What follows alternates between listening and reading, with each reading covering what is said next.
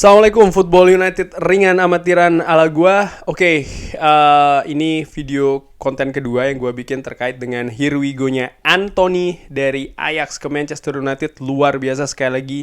Nilainya adalah 100 juta untuk pemain muda ini ya, pemain muda Brazil yang beberapa musim terakhir bermain di Ajax yang juga cukup luar biasa, baik itu bermain di era divisi maupun juga di Champions League. Pemain yang cukup unik, pemain sayap kanan tapi kakinya kaki kidal ya kan, bermain sering dengan dribbling, kemampuan dribblingnya sering menjadi solusi, bermain juga dengan sangat atraktif dengan skill-skill individunya sekali lagi dalam membongkar pertahanan lawan di sektor sebelah kanan.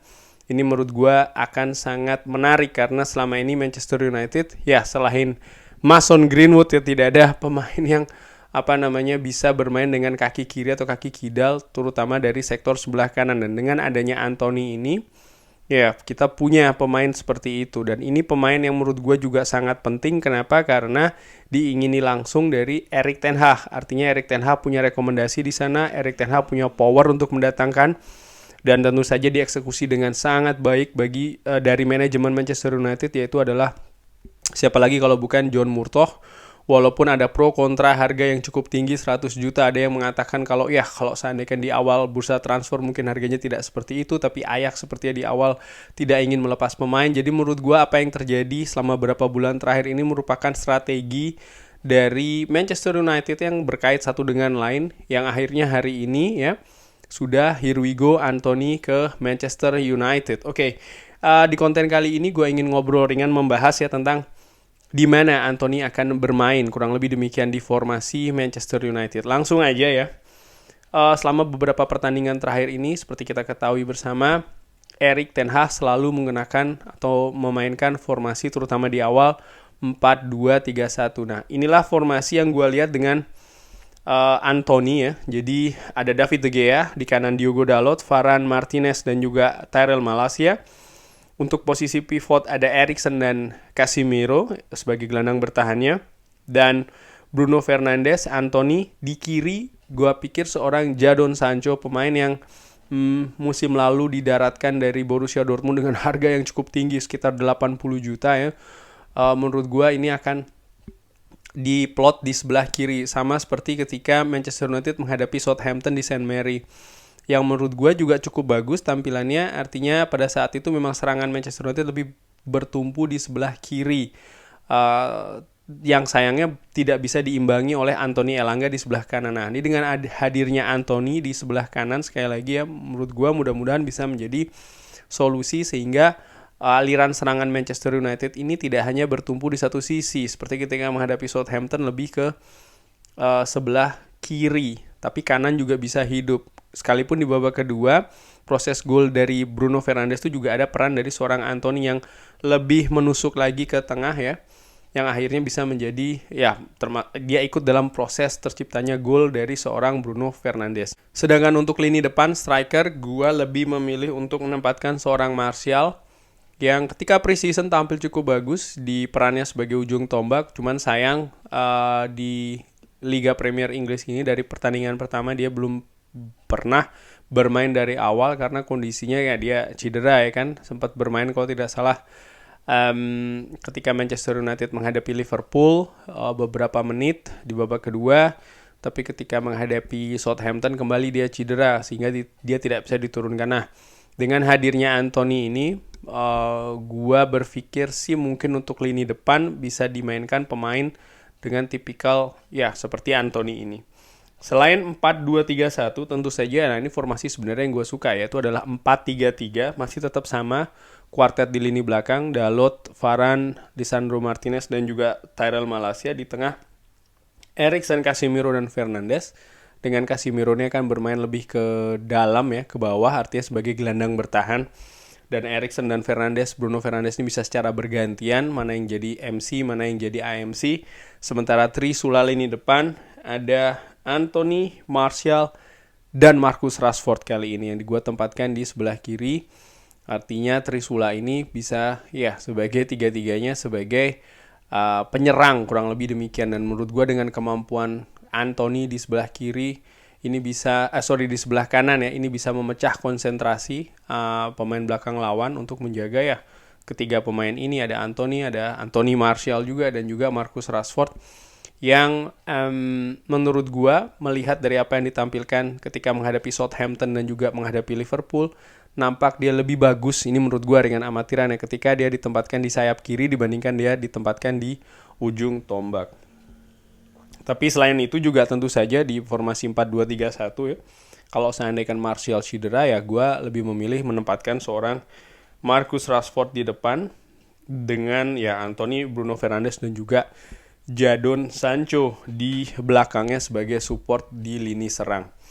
Nah, kedatangan Anthony di Manchester United ini menurut gue juga akan memberikan efek ya.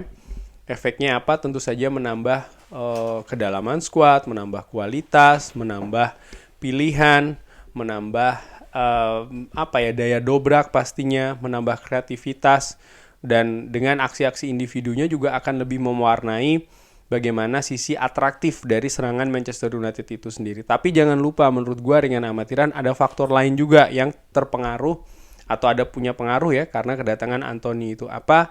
Yaitu adalah kedalaman skuad. Kedalaman skuad di sini ada dua sisi.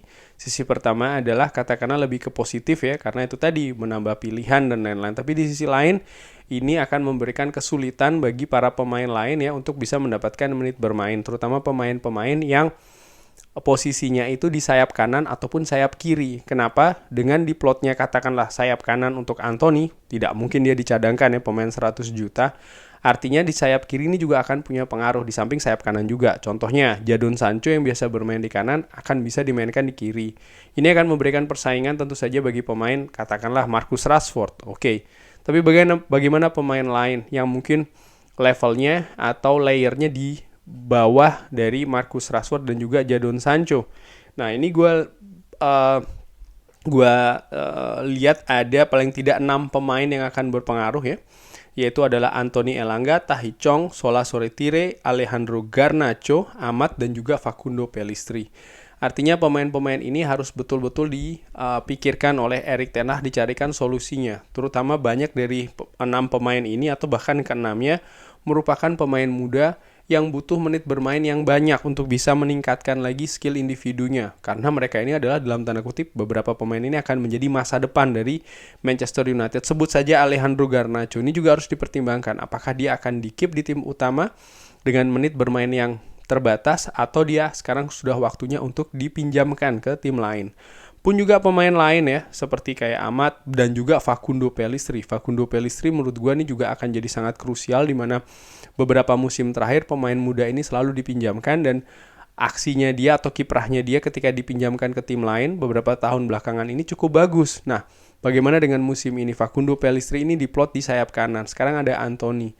Dan menurut gue nih harus sekali lagi dipertimbangkan oleh Erik ten Hag bagaimana solusinya untuk pemain-pemain seperti ini. Anthony Elanga pun juga demikian.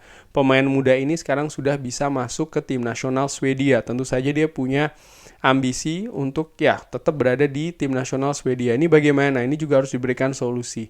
Apakah dia akan menjadi pemain cadangan, bagaimana porsinya dan lain-lain, ataukah kalau tidak bisa, apakah solusi selanjutnya adalah meminjamkan pemain ini ke klub lain, itu juga bisa. Pun juga pemain-pemain lain ya, seperti kayak Amad Diallo. Jangan lupa Amad Diallo ketika didatangkan dari klub Italia itu juga dengan harga tinggi, artinya kita ada nilai investasi di sana. Ini bagaimana?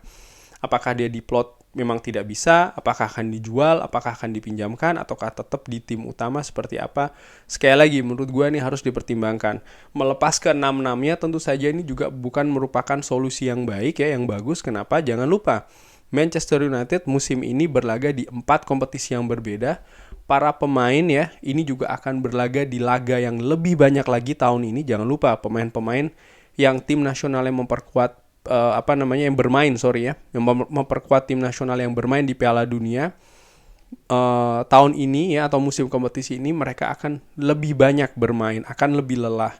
Dan menurut gua nih akan sangat krusial ketika nanti setelah tahun baru, setelah bulan Desember, setelah Piala Dunia selesai, di mana pemain-pemain yang memperkuat di Piala Dunia waktu istirahatnya tidak panjang, tapi kompetisi biasanya setelah tahun baru tuh lebih ketat lagi. Nah ini juga harus selalu dijaga menurut gue. Jadi Erik ten Hag harus sudah mulai berpikir ke arah sana nih, ringan amatiran ala gue, sehingga kedalaman squad sekali lagi sangat penting dan menurut gue akan sangat banyak menentukan kedalaman squad ini ya, dimana Manchester United posisi akhirnya tuh di Liga Inggris dan juga di kompetisi-kompetisi lain yang diikuti menurut gue akan sangat banyak tergantung dari kedalaman squad. Nah sekarang ini harus betul-betul diatur sehingga ya Manchester United bisa siap ya ketika nanti waktu itu datang. Kurang lebih demikian ngobrol ringan tentang posisi Anthony di formasi dan juga apa efeknya